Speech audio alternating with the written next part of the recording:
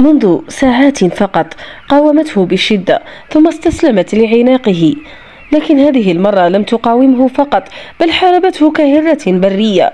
حاولت أن تعضه، أن ترفسه، أن تبعده عنها بأية طريقة، لكن لوكاس لم يسمح بحدوث ذلك. استعمل غضبه وطول قامته وقوته ليدفع بظهرها باتجاه الجدار، ثم استعمل يديه ليمسك بيديها ويثبتهما إلى جانبيها، ثم عانقها.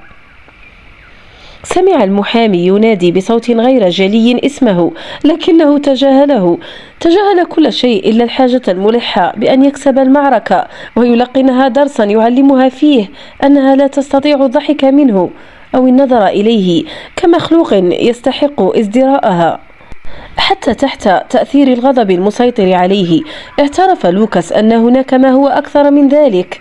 يشعره عناقها بمذاق عاصف ولذيذ مليء بالعاطفة الجياشة، بالإضافة إلى تلك الحرارة التي تتدفق من بشرتها الناعمة كالحرير. وبينما كانت تحاربه وهو يجبرها على تقبل عناقه، راح ذلك الجزء المتحضر من شخصيته يسأله عما يفعل بحق السماء. لم يجبر مرأة مطلقا على الإذعان لعناقه في حياته كلها، لكن هذا ما يرغب به الآن. لا، ليس الإذعان، تبا، إنه لا يريد الإذعان منها على الإطلاق.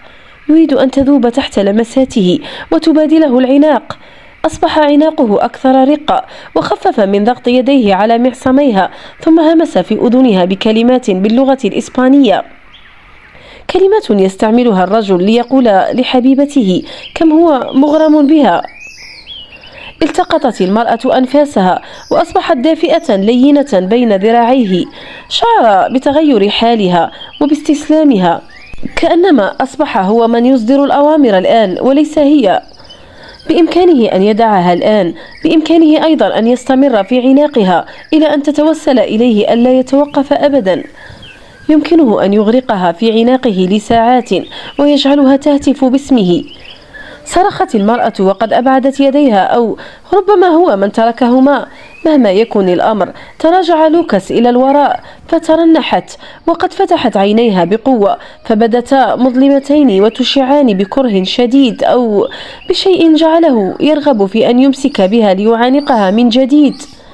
رأى لوكاس المرأة ترتجف والمحامي قد جحظت عيناه وبرزتا إلى الأمام. أجبر نفسه على التكلم بهدوء مطلق وكأن شيئا لم يحدث. والآن ربما يمكننا معرفة الحقيقة، قالت. الحقيقة هي إنك ابن أليسا. نهض المحامي وهرول بسرعة ليقف بينهما متابعا. أقترح عليك ألا تقولي أي شيء تندمين عليه. نصيحة ممتازة يا عزيزتي، قالت أليسا بصوت منخفض. لدي نصيحة لك يا سيد ريز، اخرج من بيتي بحق الجحيم.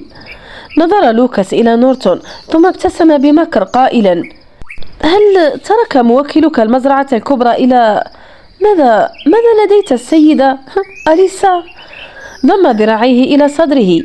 ومن تكون أليسا؟ أهي الخادمة أم الطاهية أم فتاة الإسطبل؟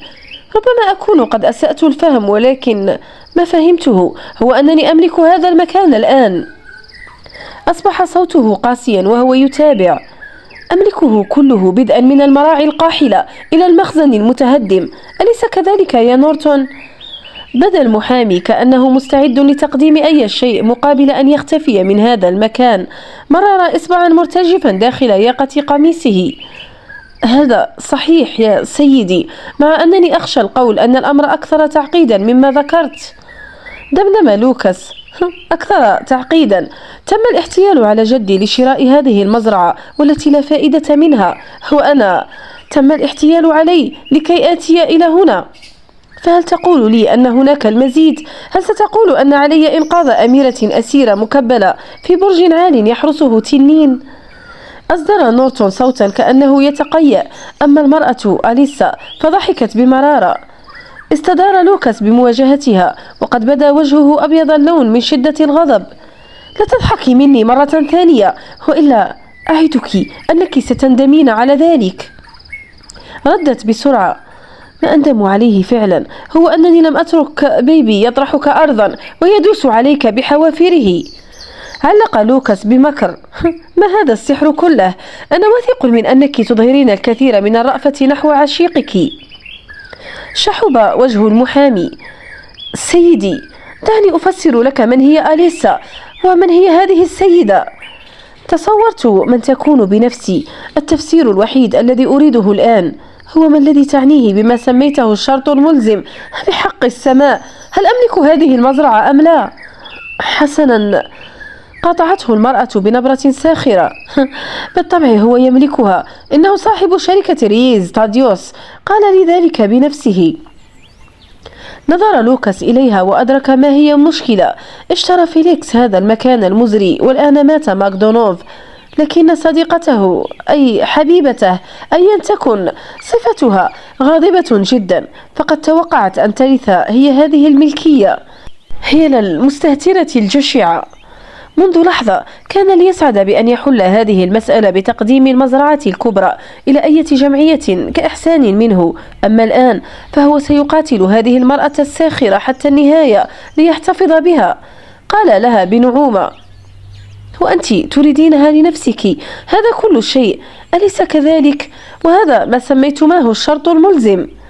قالت وهي ترفع كتفيها ورأسها إلى الأعلى: المزرعة هي لي لأنها حق من حقوقي، هذا أمر شرعي وإنساني، كما أنه جدير بالاحترام.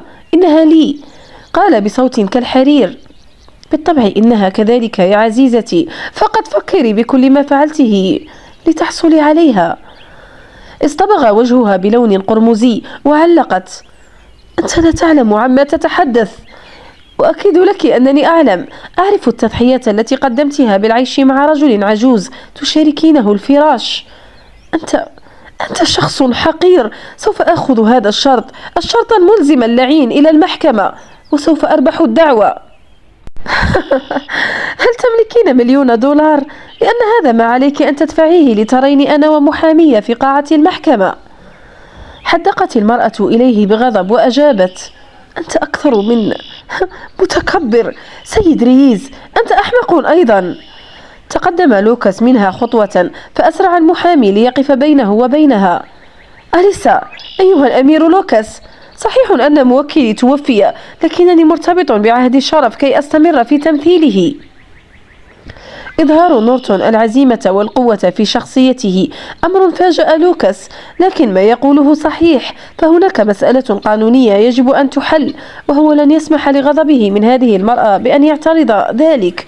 قال بهدوء: حسنا، لنصل إلى صلب الموضوع إذن، أم أننا وصلنا إليه؟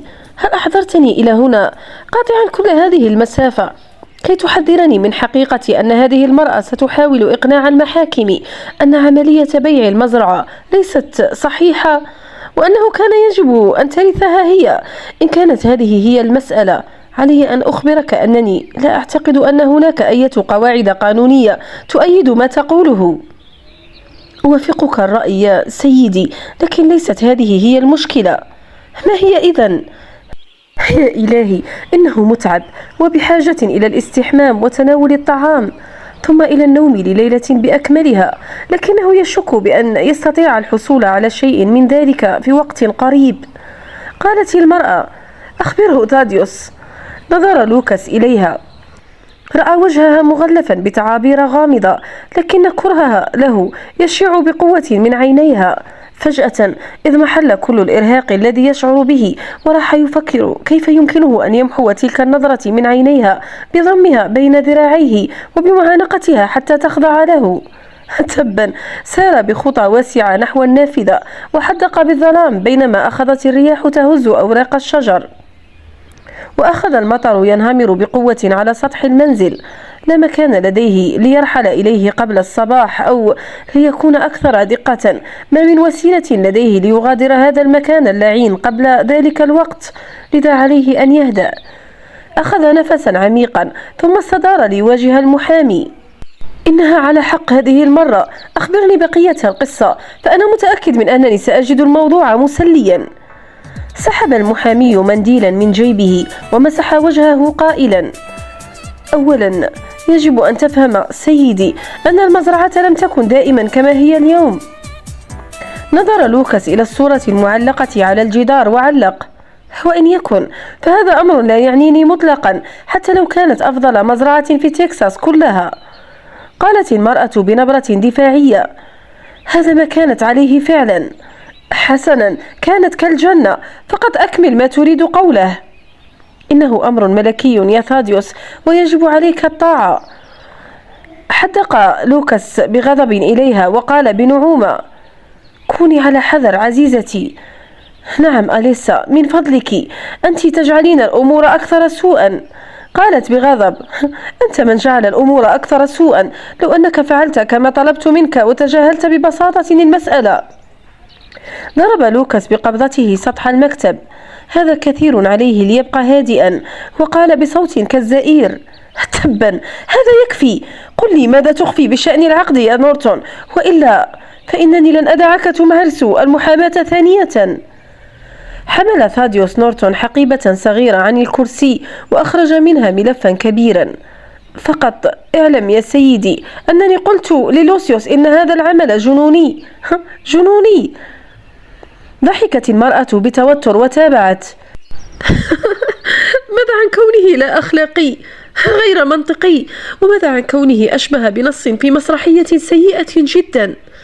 قال لوكاس ببرودة: عندما تتعبان من هذا النقاش ربما ستتحليان ببعض الصفات الجيدة وتخبران عما تتحدثان بحق السماء. فتح المحامي فمه ثم أغلقه من جديد. رمته المرأة بنظرة قاسية ثم رفعت دقنها. بدت جميلة متكبرة ولا أحد يجرؤ على الاقتراب منها. ثاديوس جبان، لذلك أنا سأخبرك، وبعد ذلك يمكننا أن نضحك جميعا.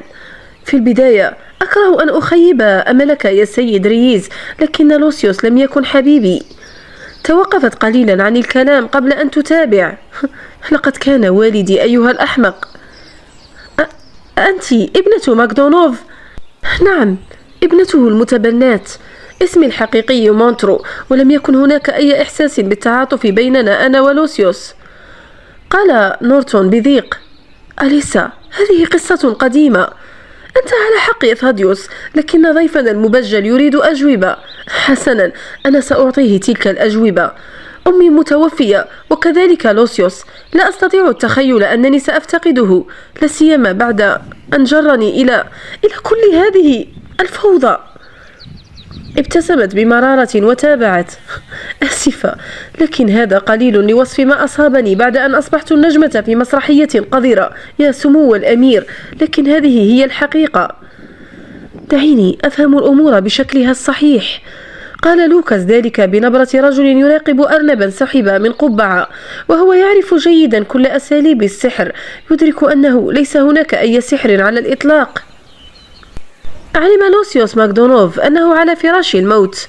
كانت زوجته قد توفيت، ولم يبق لديه سوى ابنة واحدة، وهي ابنة باردة المشاعر ولا تحبه، لذلك لم يرغب في تقديم الأرض التي يحبها لها. هذا جيد حتى الآن حقا، لكنك فهمت نصف الأمور فقط، فالأرض هي لأمي وكانت تحبها كثيرا. قال لوكاس بسخرية واضحة: اعذريني، حتى الآن عرفت من هم شخصية المسرحية، لكن النص ليس معي. أنت تريدين المزرعة وأنا أملكها، ماذا بعد؟ لماذا أحضرتني إلى هنا؟ ألكي تتوسلي إلي كي أعيدها لك؟ أتريدينني أن أبيعها لك مقابل لا شيء؟ لوى شفتيه بسخرية وتابع: أم أنك تخيلت أنك تستطيعين إغوائي كي أقدمها لك؟ التقت عيناه بعينيها وهو يسألها: هذا هو مخططك؟ قالت ببرودة: حاول أن تفكر بأمر لا صلة له بما ذكرته. ضم لوكاس ذراعيه إلى صدره وقال بضيق: أحقا أنا لم أولد البارحة عزيزتي، إن عدم ذكر اسمك في وصية والدك أمر صعب جدا عليك، ومن الصعب أن تتقبلي. ولكن اسمي ذكر في الوصية، وهذه هي المشكلة. إذن لقد ترك لك شيئا ما، هذا أمر جيد. لا أرى ما علاقتي بالأمر إذن، أو لماذا علي أن أقطع كل هذه المسافة لأشاهد هذه المسرحية البائسة؟ هل هو مخطئ أم أن شيئا من ثقتها قد سحب منها؟ هناك فقرة في العقد لم أعلم بها إلا بعد وفاة لوسيوس، وبعد أن قرأت الوصية، وهي ما يسميها ثاديوس الشرط الملزم. يا إلهي، تقولين ذلك وكأن تلك الكلمة ستحرق لسانك. هل ستشرحين لي ما هي، أم يجب علي أن أنزعها من فمك نزعا؟ أنصحك بعدم القيام بأي عمل أحمق يا سيد ريز. عادت إلى تلك النبرة العدائية، وبدا ما قالته تحديا له، كذلك بدت طريقة كلامها. يدرك لوكاس أن ألقابه تبدو كمخلفات من عصور مضت في هذه الأيام، لكن تجنبها المتعمد لمخاطبته بها بدا إهانة متعمدة له. حسنا، لن ينشغل الآن بهذا الأمر، هو يريد الحقيقة، ويراوده شعور أنها أسوأ بكثير مما يبدو الوضع عليه. هناك رجل حاك مؤامرة ما ليحصل على مبلغ كبير من المال. قال بفظاظة: اشرحي لي الأمر إذن. رطبت أليسا شفتيها بطرف لسانها وقالت: كل ما سمعته حقيقي. عرض والدي هذه المزرعة على جدك، ووافق جدك على شرائها، لكن ماذا؟ خفت صوتها فجأة وهي تقول شارحة: أراد جدك شراء شيء آخر، ووافق والدي على بيعه له. غرقت في الصمت، وبعد لحظة دوى صوت الرعد قويا حول المنزل، وعبقت رائحة الهواء المشبع بالرطوبة، وسيطر التوقع الحذر على المكان. ثم لمع برق قوي من وراء النافذة. دوى الرعد من جديد، وذلك كله أضفى جوا من الميلودراما على المشهد. مع ذلك فكر لوكاس أن هذه ليست مسرحية، مهما كان ما يجري هنا فهو حقيقي تماما. تذكر أنه ذات مرة وبينما كان يجدف بقارب صغير في نهر شديد الانحدار، اختل توازن قاربه على الحافة للحظات بدت له كالأبدية. يومها تسنى له الوقت الكافي لينظر إلى أسفل الجرف الذي احتضن أرواح العديد من الناس. توقف قلبه عن الخفقان، وقد وجد نفسه فوق الجرف في مكان ما بين الرعب والنشوة. هذا ما يشعر به الآن وهو ينظر إلى أليسا ماكدونوف، منتظرا أن تنتهي من إخباره ما أتى إلى هنا ليسمعه. قال بنعومة: وما هو هذا الشيء الآخر الذي وافق والدك على بيعه لجدي؟